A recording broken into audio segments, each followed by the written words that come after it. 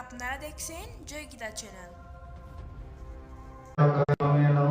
तस्मै श्री गुरुवे नमः। हे कृष्ण करुणा सिंधु दीनबंधु जगत्पते रूपेश गोपिकान्त राधाकान्त नमोस्तुते। तप्त कांचन गौरांगे राधे वृंदावनेश्वरी वृषभानुसुते देवी प्रणमामि हरिप्रिये। नमो महावदनाय कृष्ण प्रेम प्रदायते कृष्णाय कृष्ण चैतन्य नामिने गौरतीशे नमो। नारायणं नमस्कृत्य नरं चैव नरोत्तमं देवीं सरस्वतीं व्यासं ततो जयमुदीरये। नमो विष्णुपादाय कृष्णप्रेष्ठाय भूतले श्रीमते भक्ति वेदांत स्वामिने ते नामिने। नमस्ते सरस्वती देवी गौरवाणी प्रचारिणे निर्विशेष शून्यवादी पाश्चात्य देशोद्धारिणे। वाञ्छाकल्पतरुभ्यश्च कृपा सिन्धुभ्येव च पतितानां पावनेभ्यो वैष्णवेभ्यो नमो नमः। সবাইকে বড় হাত তুলি। जय श्री कृष्ण चैतन्य प्रभु नित्यानंद श्री अद्वैत गदाधर श्रीवासादि गौर भक्त वृंद। हरे कृष्ण कृष्ण कृष्ण हरे हरे हरे राम राम राम हरे हरे हरे कृष्ण।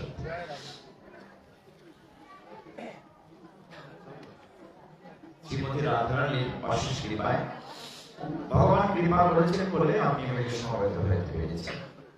এখন প্রদীপ আনা হয়েছে কিন্তু এখন দেখার কোনো সুযোগ নেই, আমি সিস্টেমের বাইরে চলে এসেছি। যা হোক, আপনাদের প্রোগ্রামে ভাগবতের কথা বলা হয়েছে। ভাগবত এবং গীতার তফাৎ একটু আমরা বলি আমাকে, তারপরে ভাগবতে যাই।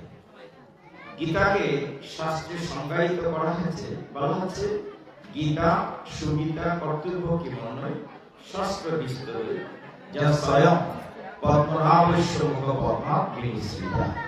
অর্থাৎ গীতা হচ্ছে যা ভগবানের মুখ পদ্ম থেকে প্রকাশিত হয়েছে, সেটি হচ্ছে গীতা। আর ভাগবতের বেলা বলা হচ্ছে, যদি কেউ জিজ্ঞাসা করে যে ভাগবত কাকে বলে, উত্তরে বলা হচ্ছে নিগম কল্পতরু বল রসগলিত ফল। নিগম মানে জ্ঞান, জ্ঞান বৃক্ষে একটি পরিপক্ক ফল। ভাগবত হচ্ছে একেবারে রসমালাই। রসগোল্লা রসমালাই তফাৎ আছে। মানে প্লেটে যখন রসগোল্লাকে খেতে দেয়, আমরা রসগোল্লা খাই, রসটা পরে থাকে, রস কি খাই খাই না, কিন্তু রসমালাই কি খাই, নিচেটা বেশি চেটে পুড়ে খাই। ভাগবত হচ্ছে একেবারে রসমালাই, ওইটা হচ্ছে দ্বিতীয় তফাৎ।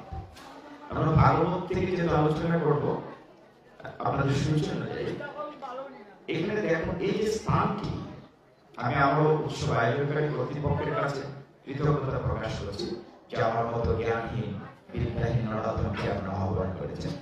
আমি কৃতজ্ঞ এই উৎসব কমিটির কাছে। এই জায়গাটি যেখানে ভগবান শাস্ত্র বলছে যেখানে আমার গুরু কীর্তন হয়, সেই জায়গাটি এত পবিত্র। বিশেষ করে আপনারা সকলেই ভক্ত যারা এসেছেন, ভক্তের পদরেণু যেটা পড়ে হয় সেই স্থানটি মহা ধাম হয়ে যায়, মানে যেটা ধাম পবিত্র ধাম। যেখানে ভক্তের পদরেণু পড়ে সেই জায়গাটি পবিত্র ধাম হয়ে যায়। এই জন্য আপনি উৎসব শেষ করে তখন যে ধুলা মারে গান করেন না, ধুলা মারে এই তো ব্রজের রেণু, সেই ধুলা মাটিতে এলো নন্দের করে গান। তার মানে এটা ব্রজ হয়ে গিয়েছে, ব্রজে। যেখানে ভক্তের পদরেণু পড়ে এই জায়গাটিতে ধাম হয়। একটু অন্য প্রসঙ্গে আলোচনা করে ভাগবতে বুঝতে ভালো লাগবে। আপনারা হনুমানকে চিনেন? রামভক্ত হনুমানের ফিল্ম দেখেছেন, সিনেমা আছে। ছোটবেলা হনুমান কেমন ছিল? কাঁধে খোলা হলো না বড় খোলা, আদর করতে ইচ্ছে করতো। হনুমানের বাবা রাজা কেশব আর মায়ের নাম হচ্ছে অঞ্জনা। যদিও আমরা বলি যে পবন পুত্র হনুমান, পবন মানে বাতাস, বাতাসের ছেলে হনুমান। তাহলে অঞ্জনার ছেলে হনুমান কি করে হয়? পবন পুত্র কেন না? কেননা তারা যে রাজবাড়িতে পাহাড়ে থাকতেন, একদিন অঞ্জনা দেবী বাগানে পুষ্প চয়ন করতে গিয়েছিলেন। তো পবনদের তাকে দেখি খুব খুশি হলেন। আমরা এই গায়ে বাতাস লাগে বাইরে গেলে তার গায়ে বাতাস স্পর্শ করে, সেই থেকে তিনি মা হলেন। এই জন্য হনুমানকে বলে পবন পুত্র। তো সেই হনুমানের ছোটবেলার একটা কাহিনী বলি, জায়গাটা যে ধাম হয়েছে বুঝতে পারবেন। হনুমান যখন খুব ছোটটি, তার মা অঞ্জনা ভগবানের গল্প শোনাতেন, খুব আদর করে ভগবানের গল্প শোনাতেন। আর তার চেয়ে বলতে, দেখো বাবা, ভগবানের চাইতে ভগবানের ভক্ত কথা। কারণ শাস্ত্র বলছে, ভগবান নিজে বলছে, ভক্ত আমার মাতা পিতা, ভক্ত আমার গুরু, এই ভক্ত আমার নাম রেখেছে বাঞ্ছা কল্পতরু। ভক্ত যে বড় মা, এই জন্য আপনাদেরকে উদ্দেশ্য করে কথা বলবো। আপনারা যারা মা, একজন মাই পারে সন্তানকে তার সঠিক পথে নিতে। এখন তো ভালো লাগছে না, দেখতে দেখতে কাজটা বড় হয়েছে। আর 5 মিনিট পরে কিন্তু জায়গা হবে না, ভিতরে আরো জায়গা দিতে হবে। আর ছোট বাবুদের জন্য কি পরে ভাগবতের কাহিনী বলবো, ছোট বাবুদের জন্য। আমরা এদিকটা ফাঁকা আছে, মায়ের এদিকে চলে আসুন, এদিকটা ফাঁকা আছে, এদিকে চলে আসুন।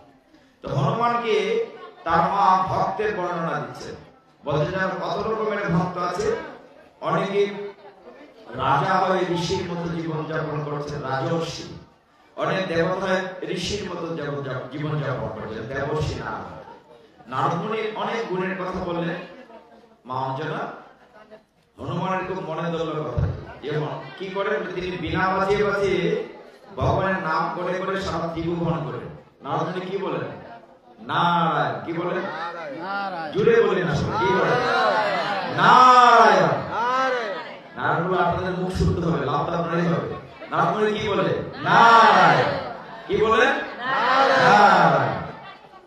ব্যাপারটা হচ্ছে কি, পাঠের আসলে কিন্তু পলিটিক্সটা মেয়ে ঢুকে, যে জিমানি আর ঘুমানি, সাবধান থাকতে হবে। আমি গল্পটা সব জায়গায় গিয়ে বলি, বলবো ঘুমের গল্পটা সব জায়গায়। একবার চাঁদলপাড় গিয়েছে, চাঁদলপাড় ছিলেন তো? চাঁদলপাড় মেঘনা নদীতে এরকম আসে না, উৎসবে মনে 10,000 মানুষ হবে, মাতাজি হবে কয়েক হাজার। তো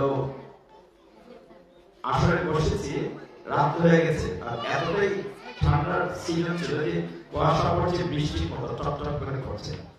তো এক মাতাজি ঘুমে ধরে পড়েছে। দিদি শুনছেন? ঘুমে ধরেছে এক মাতাজি, বাড়ি চলে যাবে। এখন রাত হয়েছে, কি করে এখানে কোনা থেকে মাতাজি বাড়ি যাবে, তো আরেক মাকে ডাকছে, আবার আমার দিকে তাকাচ্ছে। কোনা থেকে বলছে, হে কমলার মা, হে কমলার মা, মানে নিজে তো যাবে যাবে, কমলার মাকে নিয়ে যাবে। আবার আমার দিকে তাকাচ্ছে, আবার যে বলছে, হে কমলার মা। আমি বললাম, মাতাজি আপনি যেন আপত্তি নাই, কমলার মাকে তুলে আসবে, কারণ পাঠ তো শেষ করা লাগবে, কাজে ঘুমালে চলবে না। তো আমি বলি প্রেম সে বলো, আপনারা বলেন রাধে রাধে। প্রেম সে বলো, প্রেম সে বলো, প্রেম সে বলো। প্রেমের সাথে বলতে হবে, ভালোবাসার সাথে, ভগবানকে রাধারানীকে ভালোবাসতে হবে।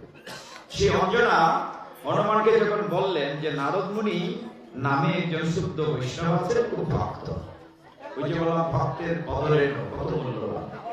তো একদিন হনুমান তখন ছোট্টটি বাড়ির বাইরে শুনলো কে যেন বিনা বাজিয়ে নারায়ণ নারায়ণ বলছে।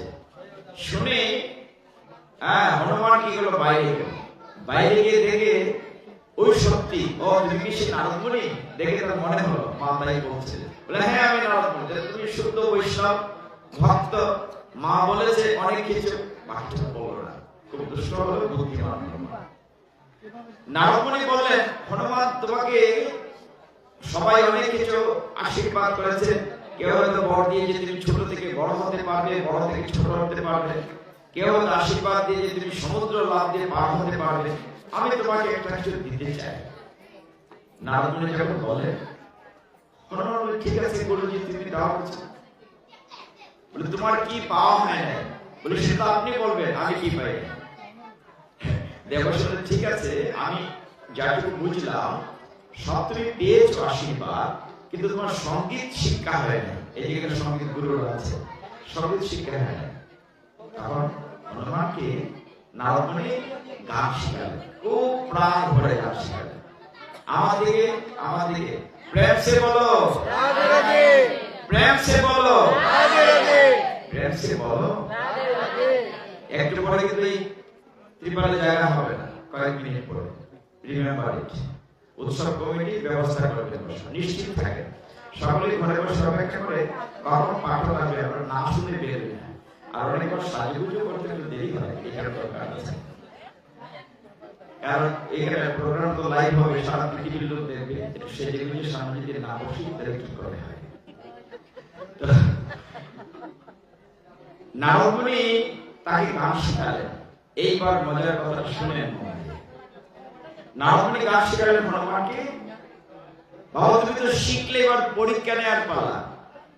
ছাত্র যে শিখলো ওই পাহাড়ি এলাকা, আপনারা দেখেছেন কিনা, হনুমানের বাড়ি কেশর, মানে কেশর রাজার বাড়ি, পাহাড়ি এলাকায় গুহা, বিরাট রাজবাড়ি।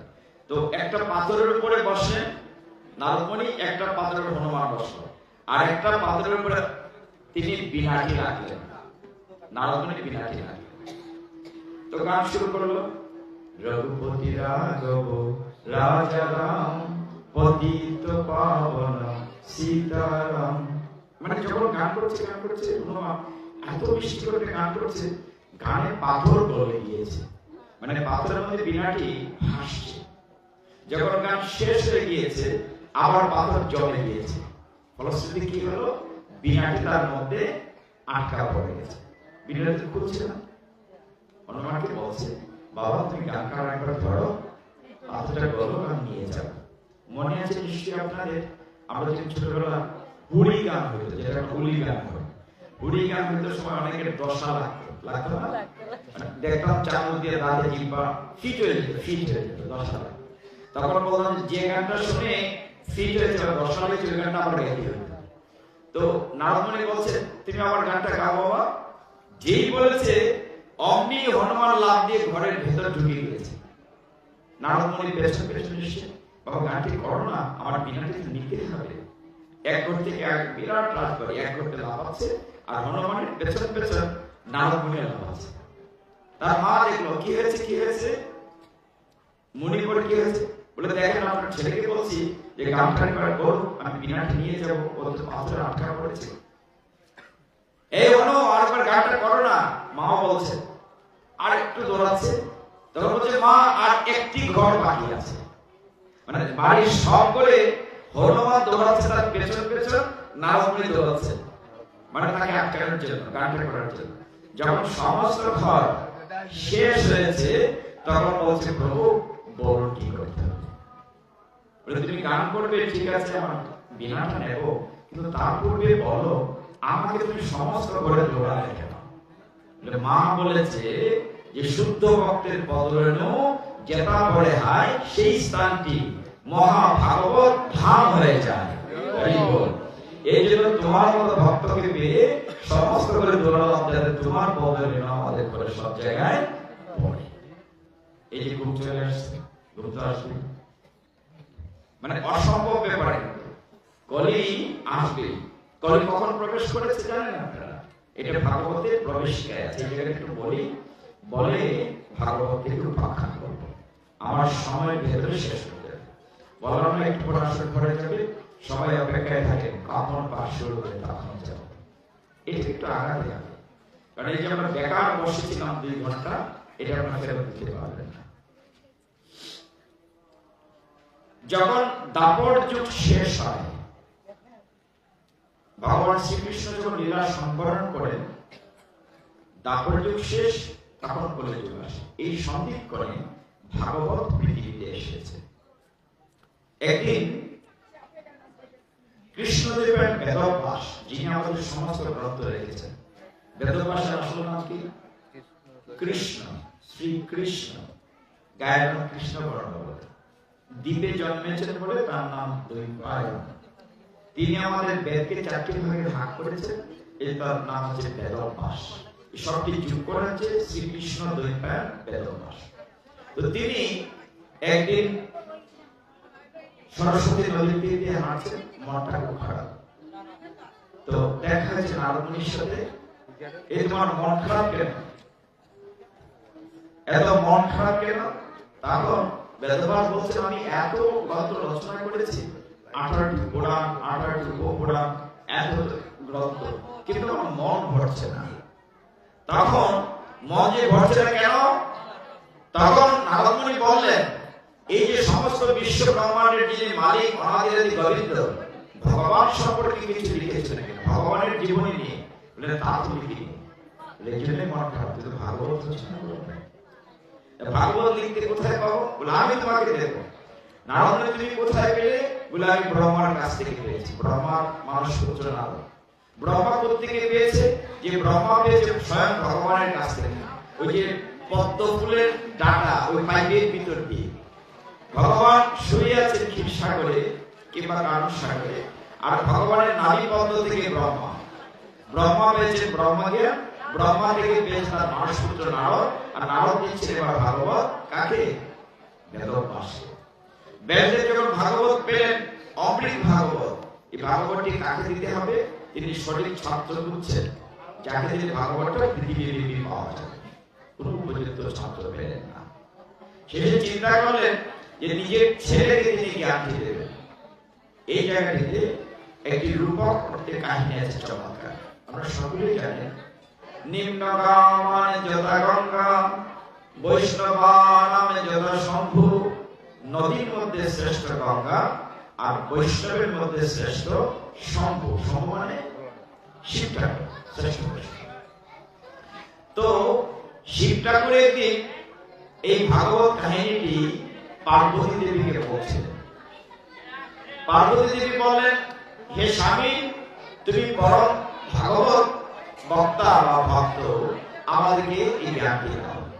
তখন শিব ঠাকুর পার্বতীকে নিয়ে একটি বৃক্ষ তলে বসলেন এবং শিব ঠাকুর বললেন, আমি বলতে পারি তোমাকে এক শর্তে, তুমি কিন্তু আমার কথা বুঝে ঘুম দিতে হবে। কি দিতে হবে? যেমন, এই তুমি কি শুনছ? এই তুমি কি শুনছ? আপনি কি ঘুমাচ্ছেন? বলতে রাজি। ঘুমাচ্ছেন। তো এই শর্তে শিব ঠাকুর সমস্ত ভাগবত পার্বতীকে বলছিলেন, কিন্তু পার্বতী দেবী অর্ধেক শোনার পরে ঘুমিয়ে পড়েছে। ওই বৃক্ষে একটা সুখ পাখি ছিল। সুখ পাখি আমরা এমনিতে চিনি না। সুখ পাখি মানে টিয়া পাখি। শাস্ত্রে সুখ পাখি, টিয়া পাখিকে সুখ পাখি বলা হয়। অনেক ভাগবত আসলে দেখবেন একটা টিয়া পাখি দল বা একটা খেলনা ছিল রাখা হয়। তো সেই সুখ পাখিটি শুনছিল ভাগবত। পার্বতী দেবী ঘুমিয়ে পড়লেন।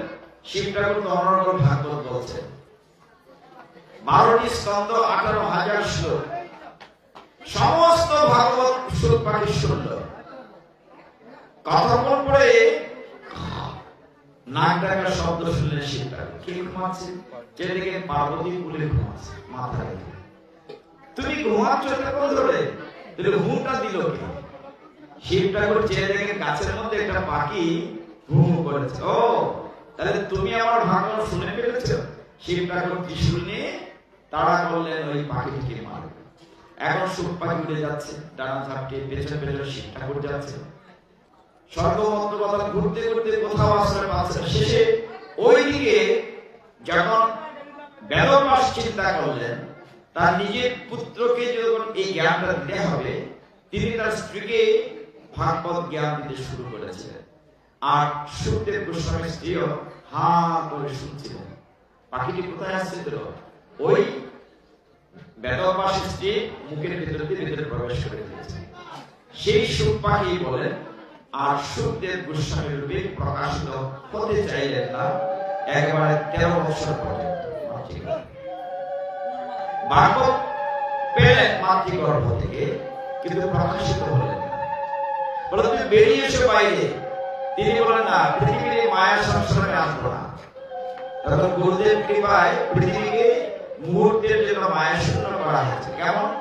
আমরা শাস্ত্র বলছে যে মহিষের সিংহের উপরে একটা সরিষা দানা রাখলে সে নিচে পড়তে যত সময় লাগে, ক্ষণিকের জন্য। যখন সুখদেব 13 বছরের একটি যুবক বাইরে এলেন, দিগম্বর দেহ, তখন পিতা ডাকছেন, এই শোনো শোনো সুখদেব, তোমাকে ভাগবত জ্ঞান দেব। দৌড়াচ্ছে, মায়ের সংসারে থাকবে না। হে ভক্তগণ, সুখদেব গোস্বামী তপস্যায় চলে গেলেন। পুত্রকে মন মতো করে ভাগবত দেয়া হলো। তখন বেদব্যাস বসে থাকেন নাই, তিনি কাঠুরিয়া যারা লাকড়ি কাটতো, বনে যেত, তাদেরকে একটা দুটো শ্লোক বলে দিতেন। তো সেই শ্লোক ওরা আওড়াতো। একদিন ছেলেটি মানে সুখদেব গোস্বামী এই শ্লোক শুনে অবাক হয়ে গেল যে ভাগবতে এত সুন্দর শ্লোক, এগুলো কোথায় পেলে? বলে ভাগবতে। কে বলেছে? বলে তোমার পিতা সুখদেব গোস্বামীর পিতা বেদব্যাস বলেছে। পিতার কাছে আসে, পেলেন ভাগবত, কিন্তু তিনি চলন্ত ভাগবত, মানে জীবন্ত ভাগবত, নিজেকে ভাগবত। এটা হচ্ছে একটা দিক। আর একটা দিক হলো, তখন এই শশাঙ্ক পৃথিবী শাসন করতেন পরীক্ষিত মহারাজ। পরীক্ষিত মহারাজকে চিনি আমরা, নাম শুনেছি সবাই চিনি, অর্জুনের নাতি, ঠিক না, অভিমন্যুর ছেলে। তো সেই পরীক্ষিত মহারাজ, দেখো কি গুরুত্বপূর্ণ কথা, পরীক্ষিত মহারাজ সারা পৃথিবী শাসন করছেন সুন্দরভাবে। তিনি একদিন বেড়াতে বেরিয়েছেন, দেখলেন একটি রাজার মতো পোশাক পরা একটি লোক, সে কিনা এক পা ওলা একটা গাভীকে পায়ের মধ্যে লাঠি দিয়ে আঘাত করছে। সাদা ধবধবে কিন্তু কৃষ্ণকায়, শুকনা একটা গাভী, রুদ্ধ মানা, শাস্ত্র মধ্যে কাঁদছে। এইটা দেখে রাজার প্রাণে মায়া হলো যে আমার রাজ্যে দৌড়াচ্ছে কেন, আমার রাজ্যে দৌড়াচ্ছে, তুমি কি মেরে ফেলবে? বলে তিনি অস্ত্র উত্তোলন করলেন ওই লোকটিকে মেরে ফেলার জন্য। সাথে সাথে ওইটা ছিল কলি। কলি কি করলো? রাজার পায়ে চেপে দিল। কিন্তু রাজার কাছে আশ্রিত হলে, কেউ যখন আশ্রিত হয় তাকে মারা যাবে না। ঠিক আছে, তোমাকে মারবো, আমার চোখের সামনে থেকে চলে যাও। চলে যে যাবো, কোথায় যাবো? কোথায় যাবো? রাজাকে বলছে পরীক্ষিত মহারাজ, বলে যাও তুমি। বলছেন চারটা জায়গায়, শাস্ত্র বলছে দুতম পানম স্ত্রিয়ম সুনা, এই চারটি জায়গায় যাও। কলিকে বললেন, তুমি কে? বলছো আমি কলি। তখন কিন্তু পৃথিবীতে কলি ঢুকছে। কোন চারটি জায়গায়? বলছে প্রথম দুতম। মন দিয়ে শুনেন, কলি কোথায় গেল? দুতম মানে কি?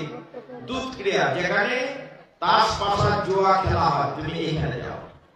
পানম মানে নেশা দ্রব্য, মদ গাঁজা চরস, যেখানে নেশা করা হয়, এমনকি চা পানও কিন্তু নেশা দ্রব্য, বলছে ওইখানে যাও। তৃতীয় বলছে দুতম পান স্ত্রিয়ম, স্ত্রিয়ম মানে অবৈধ সঙ্গ, অবৈধ সঙ্গ যেখানে করা হয় সেখানে যাও। সোনা, সোনা মানে প্রাণী হত্যা, আমিষ আহার, ওই চারটি জায়গায়। তখন কলি মহারাজ বললেন, হে মহারাজ, আপনার রাজ্যে যদি চারটা জিনিস নাই, কোথায় যাও? যাও তুমি মণিকাঞ্চনে যাও, মানে সোনার উপায় যাও, মণিকাঞ্চনে যাও, মিথ্যায় যাও, অহংকার যাও, কামে যাও, ক্রোধে যাও। কলি খুব খুশি হলেন, তিনি চলে গেলেন। রাজা বলেছেন, তাকে সর্বনাশ কি বললাম, মণিকাঞ্চন মানে তো সোনা। সারা রাজ্যে ঢোল পিটিয়ে দেওয়া হলো, সাবধান সবাই, কলি আসতেছে। এই আসরে কিন্তু কলি ঢুকতেছে, কলি আসতেছে, সাবধান। সবাইকে ঘোষণা করে দিলেন। একদিন হলো কি, রাজা মৃগয়া যাচ্ছে হরিণ শিকার করতে। পরীক্ষিত মহারাজ যাচ্ছে, অনেক বনের ভিতরে ঘুরতে ঘুরতে পরীক্ষিত মহারাজ তৃষ্ণার্ত হয়, পিপাসার্ত হয়েছে, জল পিপাসা লেগেছে। খুঁজছে, বুঝতে বুঝতে দেখেন একটা মুনির কুটির দেখা যায়, পর্ণ কুটির। ওইখানে গিয়ে দেখেন মুনি, একজন ঋষি এরকম তপস্যা। রাজা বলেন, হ্যাঁ ঋষি, আমাকে জল দাও, আমি পিপাসার্ত। তো মুনি তো চোখ মুজে তপস্যা করছে, উত্তর দিচ্ছে না। রাজা রাগ হলো। রাজার মাথায় সোনার মুকুট আছে, কলি ঢুকেছে, তার স্মৃতি ভ্রম করেছে, রাজার স্মৃতি নষ্ট। রাজা রাগ করে বলছে, আমি দেশের রাজা, তুমি জল দিচ্ছ না, বেআদবি করছো, তুমি আমার কথা শুনছো না। যখন এই অবস্থা, এটা দেখে রাজা খুব রাগ করলেন। এমন রাগ করলেন, তিনি পাশে দেখলেন একটা মরা সাপের ছাল পড়েছে, মরা সাপ পড়েছে। ধনুকের মাথা দিয়ে মরা সাপটি ওই ঋষির গলায় ঝুলিয়ে দিলেন। ওই ঋষির নাম সৌমিক ঋষি। কি বলেছে? সৌমিক ঋষি। তো উনি তো ধ্যানস্থ, সাপ গলায় দিয়ে চলে গেছেন রাজা। রাজ্যে গিয়ে রাজপ্রাসাদে যে মুকুটটা রেখেছেন, তখন তার সর্বনাশ, আমি কি অপরাধ করে ফেললাম? একজন ঋষি ধ্যানস্থ ছিলেন, আমি তাকে অপমানিত করেছি, আমার প্রায়শ্চিত্ত হওয়া উচিত। রাজা আক্ষেপ করছেন, আমি তো পাপ করেছি, আমার কি প্রায়শ্চিত্ত? আমি তো অন্যায় করেছি, আমি তো ঠিক করিনি কাজ। ওইদিকে সৌমিক ঋষির ছেলে শৃঙ্গি মুনি, কি নাম বলেছে? কি নাম বলেছে? শৃঙ্গি মুনি। কেন জিজ্ঞাসা করছে? যদি ঘুম না আসে। প্রেম সে বলো, আরে প্রসাদ দেওয়া হবে, চিন্তা করে না। প্রেম সে বলো, প্রেম সে বলো রাধে রাধে। তো সেই শৃঙ্গি মুনি সৌমিক ঋষির ছেলে কৌশিক নদীর তীরে খেলা করছিলেন। নদীর নামটা সুন্দর, কৌশিকী নদী।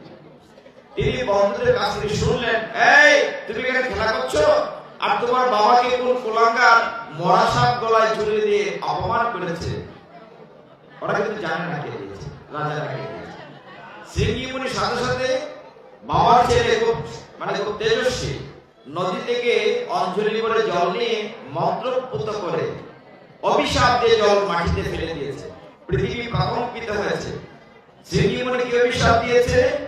যে কোলাঙ্গা, কত জানে না কে দিয়েছে, যে কোলাঙ্গা আমার বাবাকে গলায় মরা সাপ দিয়ে অপমান করেছে, আমি অভিশাপ দিচ্ছি 7 দিনের মাথায় ওই বেটাকে তক্ষক ধর্ষণ করবে, ওই সাপের হাতে তার মৃত্যু হবে। অভিশাপ দিয়ে দিয়েছে। এদিকে ছেলে অভিশাপ দিয়ে যখন কুটিরে এসে শ্রমিক মনির তপস্যা শেষ, বলে বাবা দিয়েছি, ওই কোলাঙ্গারকে অভিশাপ দিয়েছি, ওর বাঁচবে না, 7 দিন পরে সাপে কেটে ফেলবে। কি করেছে? তুমি তো কাজটা ঠিক করে। বাবা বলে তুমি কাজটা ঠিক করেনি পুত্র, লঘু পাপে গুরুদণ্ড দিয়েছো। তিনি তো আমাদের রক্ষক, রাজা আমাদের রক্ষক, তুমি কাজটা ঠিক করোনি। বাবা তো দিয়েছে অভিশাপ, অভিশাপ তো ফেরত দেওয়া যাবে না। তখন সৌমিক ঋষি চিন্তা করলেন, বিষয়টা রাজাকে জানানো দরকার। তিনি তার এক শিষ্য গৌরমণিকে দিয়ে রাজবাড়িতে খবর পাঠালেন। কি পাঠালেন খবর?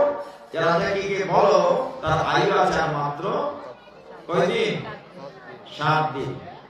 ওইদিকে তো রাজা অস্থির ছিলেন, হ্যাঁ হ্যাঁ কি করেছি কি করেছি প্রায়শ্চিত্ত। গৌরমণি বলল, রাজন খবর আছে বলে কি, আপনি যে গলায় সাপ দিয়েছিলেন, ওই মনির ছেলে আপনাকে অভিশাপ দিয়েছে, আপনার বাঁচবেন মাত্র 7 দিন। এটা শুনে রাজা আনন্দে নৃত্য করছে। আরে মৃত্যু সংবাদ শুনলে তো কান্না করার কথা, রাজা আনন্দে নৃত্য। কেন? ব্যাপারটা কি? বলে যাক আমার পাপের প্রায়শ্চিত্ত, এটা ব্যবস্থা হয়েছে, আমি যে অন্যায় করেছিলাম সেটার বিচার। কিন্তু তখন তার মনে হলো, আমার যে আয়ু আছে মাত্র 7 দিন, এই যে দুর্লভ মনুষ্য জন্ম পেয়েছি, এই জন্মটাকে কাজে লাগিয়েছি। আচ্ছা, আপনারা যারা অসন্তোষ সদনাম করেন, আমরা কিন্তু ভগবানের সাথে কথা দিয়ে কেউ কথা রাখি না। যখন মাতৃগর্ভে আমরা ছিলাম, মাথা নিচের দিকে ছিল, হ্যাঁ, যেখানে সূর্যের আলো ঢুকে না, মা ঝাল গেলে বাচ্চার ঝাল লাগে, কত কষ্টে মাথা নিচের দিকে। তখন 7 মাসের সময় ভগবানের সাথে দেখা হয়। ভগবানকে কথা দিয়েছিলাম কি, অষ্টদশ শতনামে কি বলে, কৃষ্ণ ভজিবার তলে সংসারেতে আইন প্রতিজ্ঞা করেছে। বললেন এটা বলবো না, আমরা তো কথা দিয়েছি কৃষ্ণ ভজিবার তলে সংসারেতে আইন, কিন্তু এসে কি করেছে, নিচে মায়ায় বদ্ধ হয়ে বৃক্ষ সম। কোনটা বললাম নাকি? তার মানে আপনি কিন্তু কথা রাখেন নাই। ভগবানের সাথে মাতৃগর্ভে কি কথা দিয়েছিলেন, যে কৃষ্ণ ভজনের জন্য পৃথিবীতে আসছি, তুমি কৃপা করে মুক্ত করে দাও। আমরা সেই কথা রাখিনি বলেই আমরা দুঃখ কষ্ট পাচ্ছি। কেউ বুকে হাত দিয়ে বলতে পারবে না পূর্ণ সুখী। কোথাও পৃথিবীতে দুঃখালয় অশ্বাস, এই দুঃখালয়ে কেউ সুখ পাওয়ার কথা কোনো না কোনো ভাবে দুঃখ থেকেই যাবে। তো পরীক্ষিত মহারাজ যখন জানলেন তার আয়ু আছে মাত্র 7 দিন, তিনি সোজা ভাগবত কিন্তু যে লিখেছে ভাগবত পাঠ করবো, ভাগবত কিন্তু সকলে শ্রবণ করতে পারবে না। কেন? ভাগবত শ্রবণ করতে গেলে ত্যাগী হতে হবে। আপনার পরনে যে কাপড়টি চাদরটি আছে বা স্যুট সোয়েটার আছে, আপনি কাজের লোককে গরিবকে দিবেন না, না কয়টা দিন পরে পুরানো হোক তারপরে। পরীক্ষিত মহারাজ কি করলেন? এত বড় রাজ্যের রাজা, তিনি সমস্ত রাজ্য ছেড়ে একটা কুশাসন বগলে নিয়ে গঙ্গা তীরে চলে গেলেন হরিদ্বার। এত বড় রাজ্য ছেড়ে দিলেন। পরীক্ষিত মহারাজের ছেলের নাম জন্মেজয়। জন্মেজয়ের কাছে রাজ্যের দায়িত্ব দিয়ে চলে গেলেন। খুঁজলেন কার কাছে বাকি 7 দিন কাছে লাগানো। এই সময় সেই চলন্ত ভাগবত ছিল সুখদেব গোস্বামী, সেখানে আসলেন। 1600 বলা হচ্ছে যে আকর্ণ আঁকি, চোখটা এরকম কান পর্যন্ত পুরো একটা চ্যাপ্টার আছে দেহের বর্ণনা, অনেকটা নীলাভ দেহ, দিগম্বর দেহ, বসন নেই, বড় নেই, দিব্যজ্যোতি, হাজার হাজার দেবর্ষি, মহর্ষি, রাজর্ষি সবাই এক জায়গায় জমা হলেন। আর বেশ আসনে, উচ্চটি আসনে ছিল সুখদেব গোস্বামী বসলেন। তখন পরীক্ষিত মহারাজ বলেন, হে মণিবর, কৃপা করে আমাকে তোমার শিষ্য, আমি তোমার শিষ্য হতে চাই। শিষ্যকে বরণ করা হলো। মহারাজ নিজে কাঁধে করে নদী থেকে জল এনে পাদপ্রক্ষালন করেন। বলো তোমার কি জানতে ইচ্ছে করে। খেয়াল করে প্রত্যেকে ভাগবতটা শুরু হয়। মহাভারতের যেমন বিশ্বকর্মী গীতা শুরু হয়েছিল কুরুক্ষেত্রে যুদ্ধক্ষেত্রে, এখন ভাগবতটা কিভাবে আমরা পেলাম। পরীক্ষিত মহারাজ যখন বললেন, আমি কিছু জানতে চাই, সারাটি জীবন আমি কি করেছি জানি না, আমার আয়ু আছে মাত্র 7 দিন, আমি মরে যাবো 7 দিন পরে, তখন আমাকে ধ্বংসন করবে।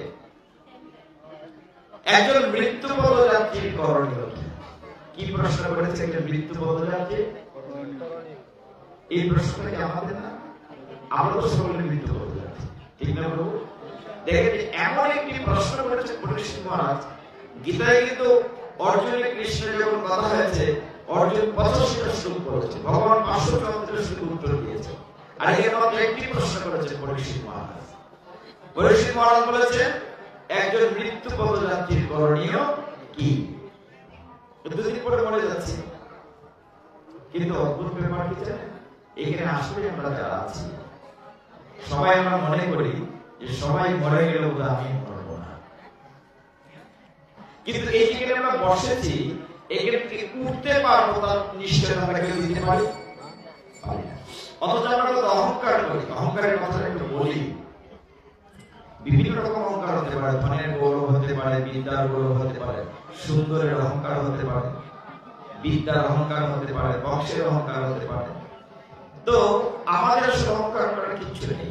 আপনি আমি কিছুই করতে, আচ্ছা ভগবান ঠাকুর হয়তো রাধা গোবিন্দের ছবি বা বিগ্রহ কিংবা গোপাল প্রতিদিন পূজা দিচ্ছেন ভগবানের। প্রত্যেকে বলে যে প্রতিদিন পূজা অর্চনা করেন ভগবানকে, চন্দন চর্চিত পুষ্প তুলসী দেন। কিন্তু হঠাৎ আপনার বাড়িতে যদি কারো কোনো বিপদ হয়, অসুখ বিসুখ, মাগো বিপদ আসি আমার ফ্লোরের বাদ হয়ে যাবে, মাসা করছে ভগবান গড় থেকে আমি দেখলেন এই ব্যবসা আর বছর আমার পূজা আমার থাকতে তো দিশাকে বেশি পাই। বিশ্বাস আছে না? নাই। একটা করেছে কিন্তু বড় বিশ্বাস আছে। যাই কিনা দোষ দিয়ে মাসা করেন কিনা, তার মানে কি গোবিন্দের উপরে পুরো বিশ্বাস নাই। বিশ্বাসের খুঁটিটা শক্ত। তবে কোথায় ছিলাম? ওই জায়গাটিতে পরীক্ষিত মহারাজ বলছেন মৃত্যু পদযাত্রীর করণীয় কি? আমরা সকলে মৃত্যু পদযাত্রী। এই প্রশ্ন আমাদের সবার। আমাদের অহংকার করার কিছু নেই। ভগবানের ইচ্ছে তার কাছে একটি মাথা নড়ে না। ভগবান বলান তাই বলে। আমরা মনে করি আমি করি, আমার কিচ্ছু করার ক্ষমতা নাই। মনে করুন আমি যদি নিজেকে, প্রত্যেকে নিজেকে উদাহরণ দিই, আপনি আমরা কি নিজে নিজে জন্ম নিতে পেরেছি? বলেন, আমরা কি ব্রহ্মা স্বয়ম্ভু নিজে জন্ম নিতে পেরেছি? জন্ম দিয়েছে অন্যজন, ঠিক কিনা? পিতামাতা ভগবানের কৃপায়। আমি কি নিজে জন্ম নিয়েছি? জন্ম দিয়েছে অন্যজন। আপনি আমি যতটুকু পড়াশোনা করেছি, এই জ্ঞানটি কে দিয়েছে? টিচার। এই জ্ঞানটি দিয়েছে অন্যজন। আমরা চাকরি করি, ব্যবসা করি, এইটা দিয়েছে অন্যজন, ঠিক কিনা? জন্ম দিয়েছে অন্যজন, জ্ঞান দিয়েছেন অন্যজন, চাকরি দিয়েছেন অন্যজন। আপনি যত বড় পাওয়ারফুল নেতা, মন্ত্রী, শিক্ষক, ডক্টর, ইঞ্জিনিয়ার হন, যেদিন আপনি আমি মারা যাব সেদিন আমি নিজে হেঁটে শ্মশানে যেতে পারবো না, আমাকে কাঁধে করে নিয়ে যাবে অন্যজন। ঠিক না বলেন? এইভাবে চিন্তা করেন তো। আমার জন্মটা দিয়েছেন অন্যজন, জ্ঞান দিয়েছেন অন্যজন, চাকরি দিয়েছেন অন্যজন।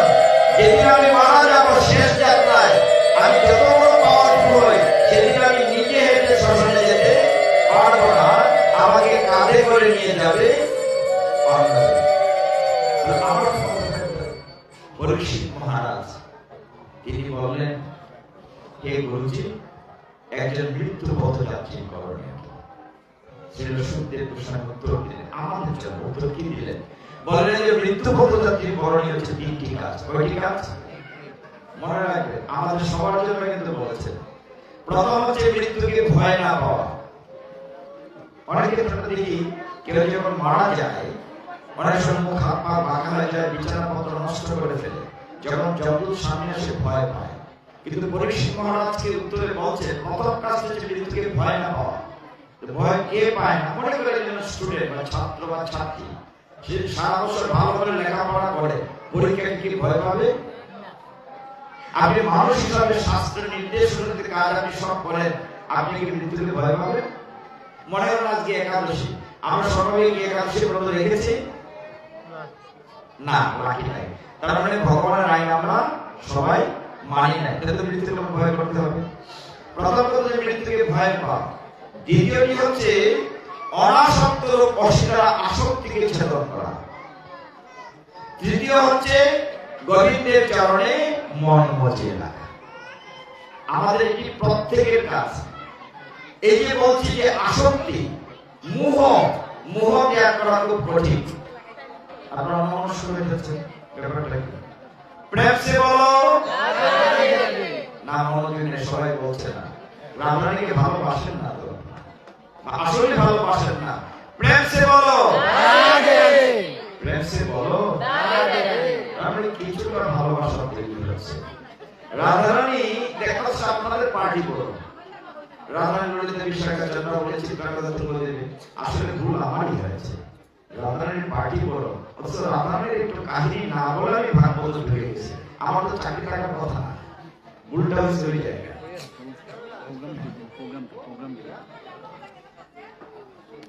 তাহলে এই জায়গাটিতে ভুল হয়েছে। ঠিক আছে, শেষে রাধারানীর কথা বলে নেব। এবার মোহ ত্যাগের কথা বলি। প্রথমটা হচ্ছে মৃত্যুকে ভয় না পাওয়া। তাহলে আমরা সারা জীবন যদি ভগবানের নির্দেশ মতো, গীতার নির্দেশ মতো জীবন যাপন করি, তাহলে আমরা মৃত্যুকে ভয় পাবো না। দুই হচ্ছে আসক্তি ছেদন করা, মোহ মায়া। আমাদের একটু গল্প শোনো, তাহলে অ্যাটেনশনটা ক্লিয়ার হবে। আর পাঠের আসরে বসে কখনো যেন আমরা আনকথা কোন কথা গল্প না করি। ওগো তুমি কেমন আছো? শাড়ি দেখে বড় সুন্দর, কিন্তু রাত দেখে দিচ্ছ। আর অলঙ্কারটা মতো নাই, সেটা ডিজাইনটা। এটা কোন, এইটা বলার জায়গা এটা না, এটা বলার বহু জায়গা আছে।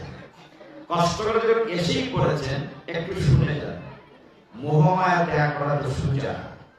এক সময় এই এলাকায় একজন রাজা ছিলেন, তিনি ভগবান রাধা গোবিন্দের খুব ভক্ত ছিলেন। তো সেই রাজা ভগবানের এতটাই পূজা অর্চনা করতেন, ভগবান তার পূজায় খুশি হয়ে তার সামনে একদিন প্রকটিত হয়েছেন শঙ্কর চক্র ধরা। প্রকটিত হওয়াতে রাজা বলেন, বাহ, আমার জীবন সার্থক। ভগবান বললেন, হে রাজন, আমি তোমার পূজায় খুশি হয়েছি, সেবায় তুমি আমার কাছে একটি বর চাও। রাজা বলেন, ভগবান দেবেন তো? বলে, নিশ্চয়ই দেব। এই রাজা এতটাই ভক্ত ছিলেন, রাজ্যের সমস্ত প্রজাকে সন্তানের মতো ভালোবাসতেন। আমি বুঝি না এই জায়গাটিতে জন্ম পাচ্ছে, এই জায়গাটিতে না না না, এই জায়গাটিতে মোহমায়া বেশি। অ্যাটেনশন নষ্ট করবেন না।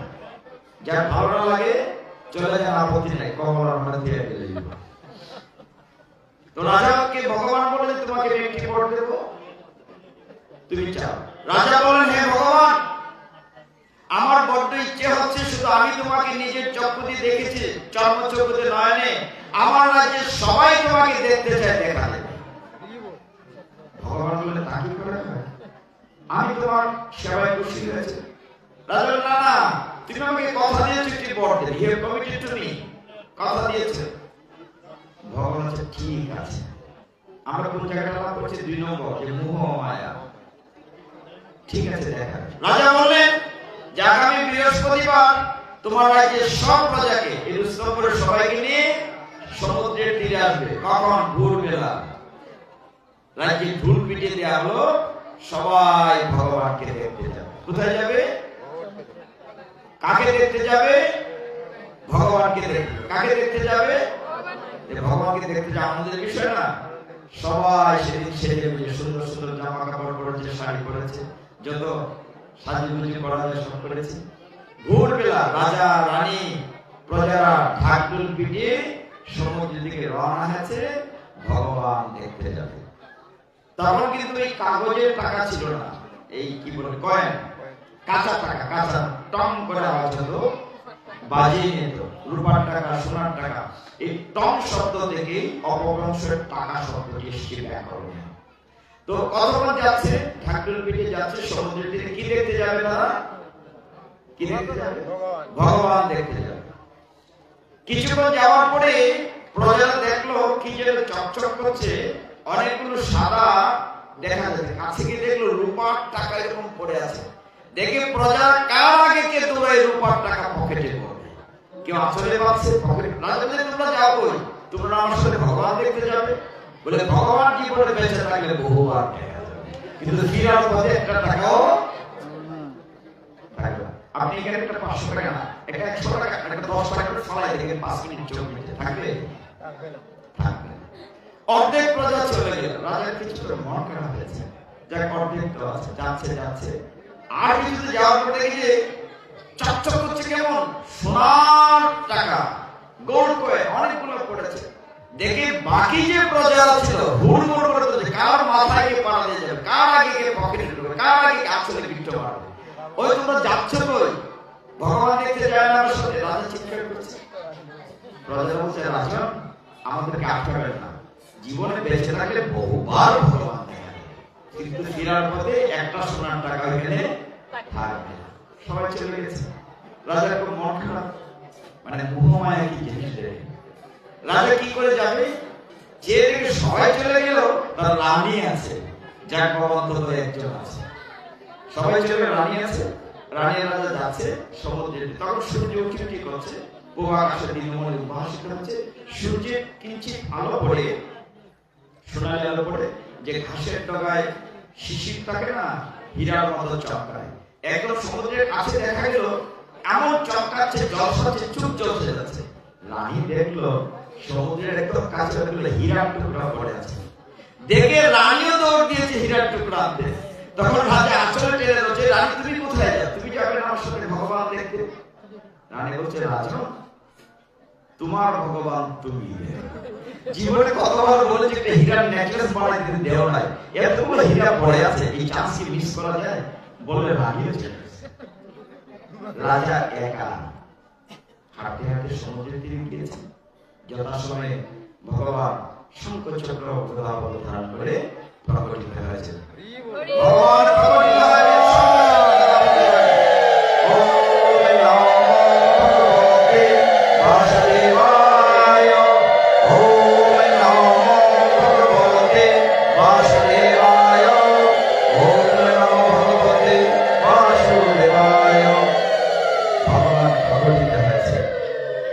সারা রাজ্যের লোক ছিল না, রাজা একা ছিলেন। রাজা যখন প্রণাম করে ভগবান বলেন, হেরে বেটা তোমার প্রজারা করি। যে বলেন রাজা কাঁদতে শুরু করলেন, ভগবান আমি সবাইকে আনতে চেয়েছি, কিন্তু কেউ আসতে পারেনি, কেউ এই মোহ ত্যাগ করতে পারে না। একটু ত্যাগ করুন না। আচ্ছা বলুন তো, আপনি সুন্দর বাড়ি গাড়ি সম্পদ সব বুঝে ফেললে সাথে নিয়ে যাবেন না সব পড়ে থাকবে? সব পড়ে থাকবে। এই জায়গার কথাটা শেষে বলব। তো পরীক্ষিত মহারাজ সব ছেড়ে যখন গেলেন গঙ্গা তীরে, তখন ছিল সুখদেব গোস্বামী তাকে ভাগবতের কথা শোনালেন। সেই ভাগবত, যে ভাগবত আপনারা শুনি, সেটি প্রথম না। প্রথম হচ্ছে ভগবান দিয়েছেন ব্রহ্মাকে, ব্রহ্মা দিয়েছেন নারদমণি, সেটা হচ্ছে চতুষ্কোণ ভাগবত, 4টা শিষ্য। নারদমণি দিয়েছে তার শিষ্য ব্যাসদেবকে, ব্যাসদেব দিয়েছে তার পুত্র সুখদেবকে, সুখদেব এরকম আসলে পরীক্ষিত মহারাজের সামনে রেখে দেবর্ষি মহর্ষি রাজর্ষি হাজার হাজার লোক ছিলেন, তাদের মধ্যে একজন ছিলেন সুত গোস্বামী। তিনি পরে নৈমিষারণ্যে 60,000 মুনি ঋষিদের সামনে ভাগবত আমার বলেছিলেন। ওই জন্য ভাগবতের প্রথম লাইন আছে সুত বাচ, কি লেখা আছে? সুত বলেন। মানে সুত গোস্বামী এতজনের পরে বলছি, সুত গোস্বামী বলেছিলেন নৈমিষারণ্যে 60,000 মুনি ঋষিদের সামনে। সুত গোস্বামীর কথা বলে আমরা বলছি। তো এইভাবে ভাগবত যখন পৃথিবীতে এলো, আমরা যে ভাগবত বলতে মনে করে শুধু কৃষ্ণের জীবনী তা না। ভাগবতে 12টি স্কন্ধে 18,000 শ্লোক আছে, সেখানে সকল অবতারের কাহিনী আছে। এক একটা অধ্যায়ে সৃষ্টির রহস্য, পৃথিবী কি করে সৃষ্টি হলো সেই থেকে শুরু করে সমস্ত কাহিনী, সমস্ত বিজ্ঞান আমাদের ভাগবতে আছে। আমরা শুনলে অবাক হবেন, এই যে সৌরমণ্ডল, পৃথিবী কিভাবে ঘুরছে, সূর্য কিভাবে ঘুরছে, পৃথিবী গ্রহ নক্ষত্র কি করে আবিষ্কৃত হলো, সমস্ত জ্ঞান সনাতন শাস্ত্রে আছে। দুঃখের কথা হলো আমরা পড়ি না। আমাদের গ্রন্থ গবেষণা করে বিদেশিরা অস্ত্র বানায়, ঔষধ বানায়। আমাদের যে পুরাণ আছে, আমাদের যে শাস্ত্রের কথা বলতে চাই না, একটি কষ্টের কথা বলি তাহলে বুঝতে পারবেন। আপনি আমি যখন ছাত্র ছিলাম, ছোটবেলা দুটি প্রশ্নের সম্মুখীন হতাম। একটি প্রশ্ন পরীক্ষায় আসতো, সনাতন হিন্দু ধর্মের মূল ধর্মগ্রন্থের নাম কি? সবাই আমরা লিখেছি আমাদের মূল ধর্মগ্রন্থ বেদ, লিখি নাই? বেদ। আমরা তাও লিখেছি বেদ 4 প্রকার, ঋগ্বেদ, সামবেদ, যজুর্বেদ, অথর্ববেদ। আপনারা কয়জন বেদ পড়েছেন? অবশ্যই তুমি লিখেছি মূল ধর্মগ্রন্থ। বেদ কয়জন দেখেছি? অনেকে দেখেই নাই। আরেকটি প্রশ্ন আসতো, চণ্ডী কোন পুরাণের অন্তর্গত? আমরা লিখতাম চণ্ডী মার্কেন্ডীয় পুরাণের অন্তর্গত। মার্কেন্ডীয় পুরাণটা কত বড় লাল না সবুজ না কালো থেকে পড়েছি? দেখছি। তাহলে আমরা একবার মান্না হিন্দু, ঠিক না? কিছুই করা লাগে না, কিছুই করা লাগে না, হিন্দুর করে জন্মেছি। এইভাবে চলতে পারা যায় না? চলা উচিত? উচিত না উচিত না?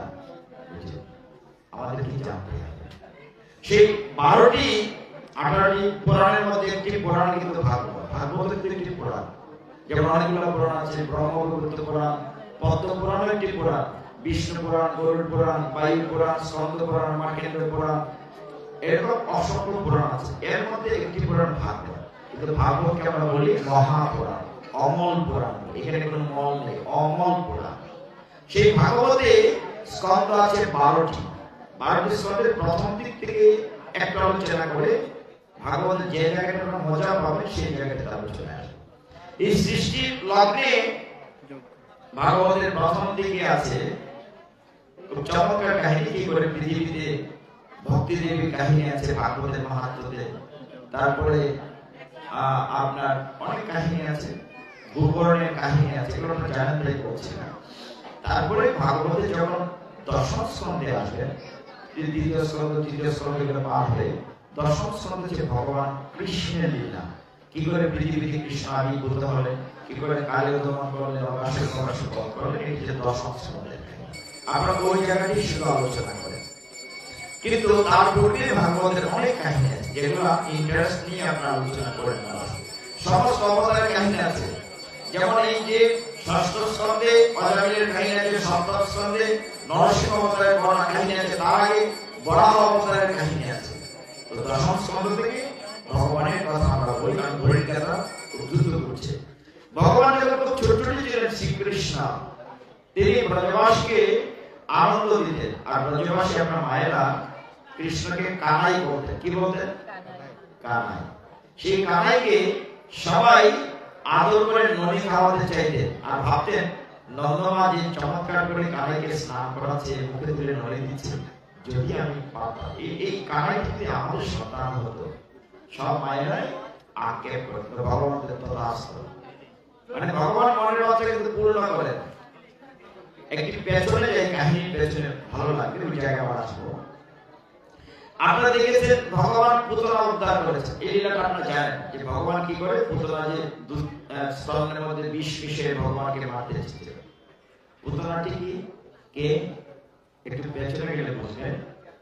হিরণ্যকশিপু ছেলে প্রহ্লাদ মহারাজ, প্রহ্লাদ মহারাজের ছেলে বিরুচন, বিরুচনের ছেলে বলি মহারাজ, তার মানে প্রহ্লাদের নাতি।